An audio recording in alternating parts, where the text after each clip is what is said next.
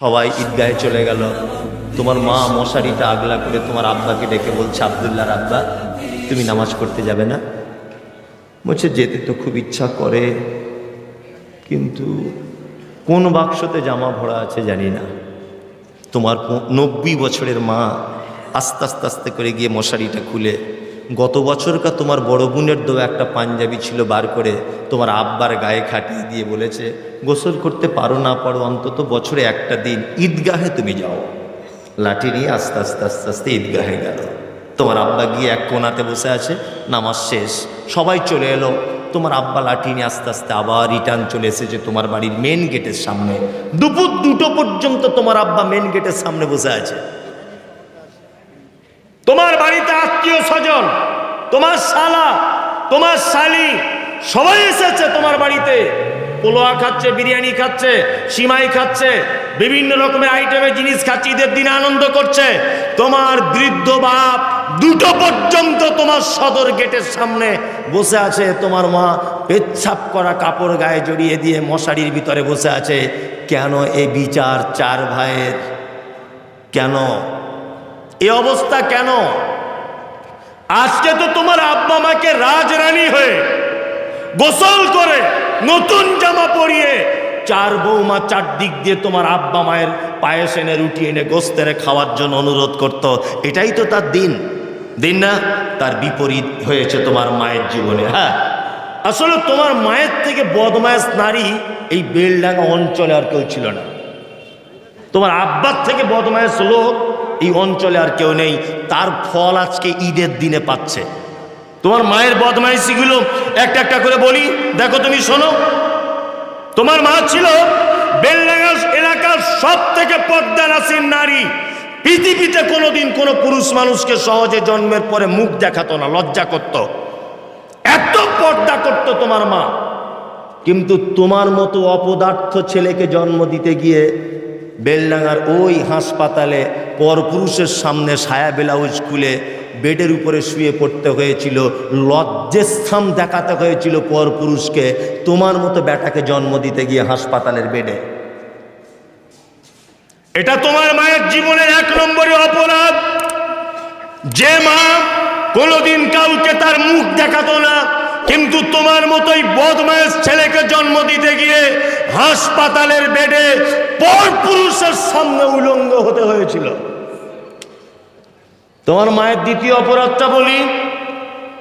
তোমার মায়ের দ্বিতীয় অপরাধ, তোমার মায়ের মাথার চুল কালো কুচকুচ কুচকুচ কুচকুচ করতো। তোমার মায়ের বয়স তখন 26 বছর। পাড়ার মেয়েরা তোমার মায়ের মাথার চুল দেখতে আসতো। তোমার মতো ছেলেকে জন্ম দিতে গিয়ে হসপিটালের বেডে কালো কুচকুচে চুল লাল রক্তে জমাট বেঁধে গিয়েছিল।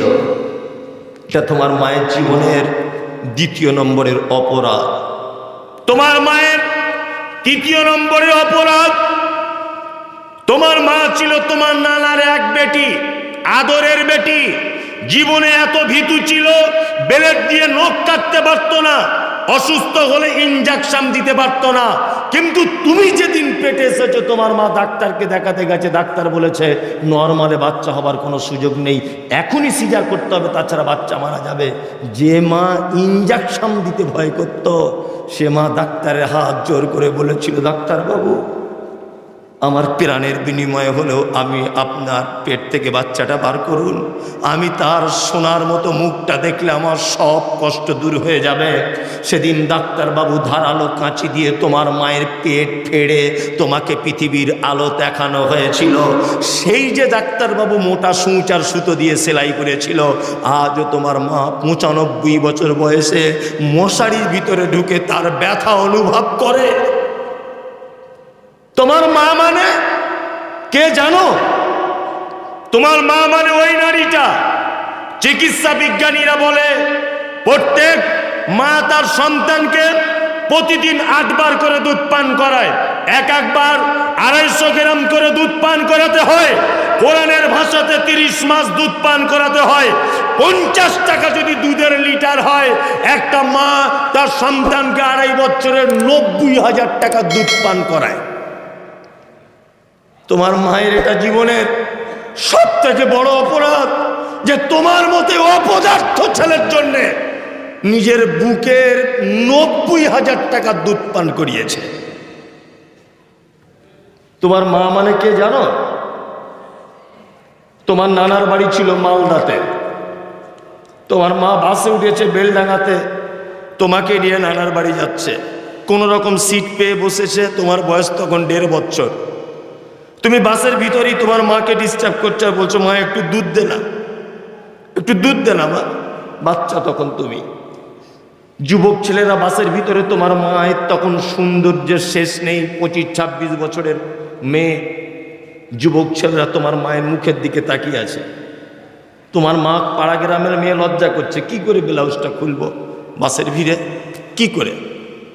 তুমি যখন বারবার ব্যস্ত করছো, তোমার মা ব্লাউজটা খুলে দিয়ে বলছে আব্দুল্লাহ হ্যাঁ বেটা দুধ খেয়ে নাও।